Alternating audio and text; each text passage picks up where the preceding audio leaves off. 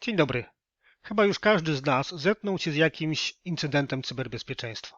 Ja kilka lat temu dostałem e-maila, w którym przestępca podał jedno z moich haseł. Napisał, że dzięki jego znajomości opanował mój komputer, zdobył dane dostępowe, m.in. do banku i żąda okupu.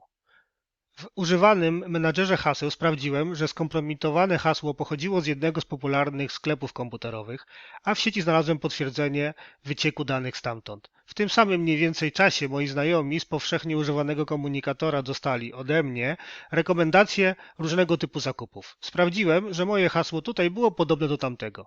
Wiedziałem, że zdobyte informacje uwierzytelniające są publikowane w sieci, często sprzedawane i wykorzystywane przez innych złoczyńców.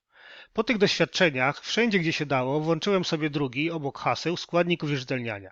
Niestety, nie wszędzie się dało, a często dodatkowe zabezpieczenia były mało wygodne.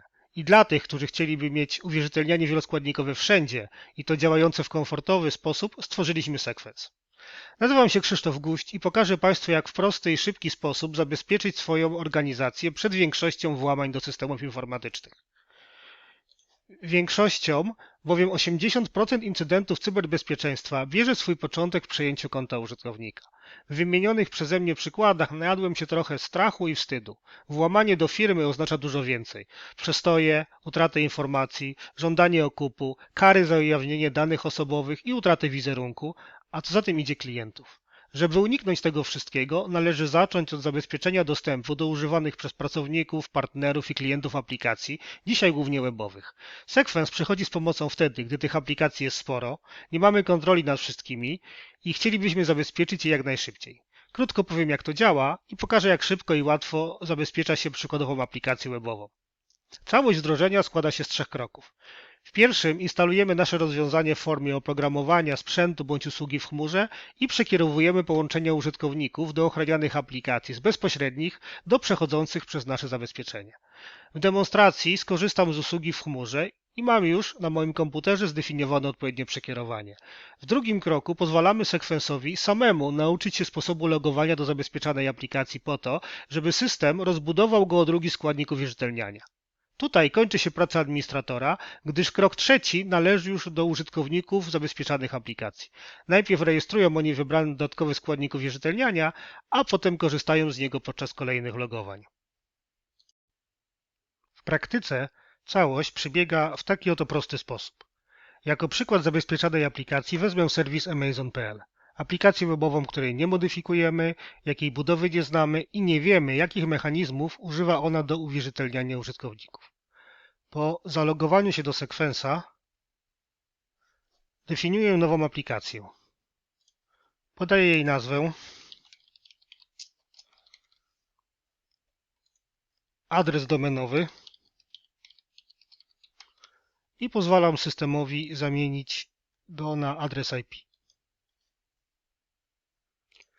Następnie włączam tryb nauki i wybieram dostępne dla użytkowników dodatkowe składniki uwierzytelniania. Mogą to być hasło jednorazowe, klucze sprzętowe, mechanizmy używane przez systemy operacyjne, to jest PIN, odcisk palca czy obraz twarzy, bądź dedykowana aplikacja mobilna. Integrujemy się również ze stosowanymi już w firmie rozwiązaniami. Przechodząc do zabezpieczanego serwisu, widzę belkę z napisem Learning Mode, co upewnia mnie, że Sequence uczy się sekwencji logowania.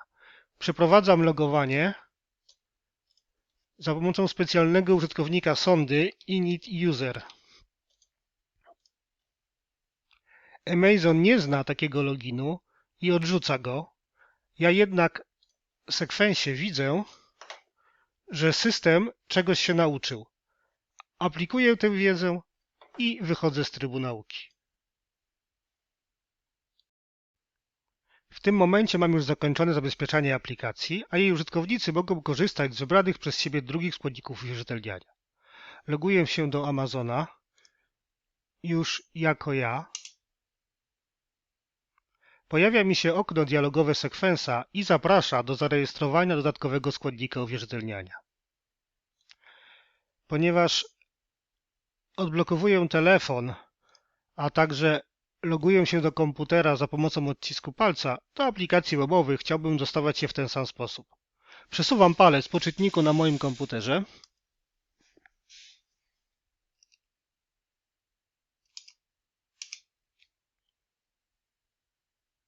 i jestem zalogowany w Amazonie.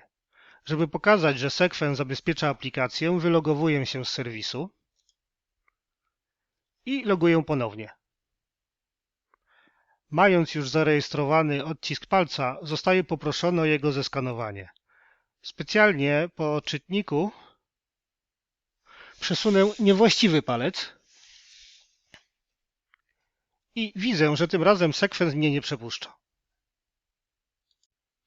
Tak oto w ciągu kilku minut wyposażyliśmy aplikację webową o nieznanej nam budowie w drugi składnik uwierzytelniania i w ten sposób zabezpieczyliśmy ją przed przestępcami, którzy weszliby w posiadanie hasła użytkownika.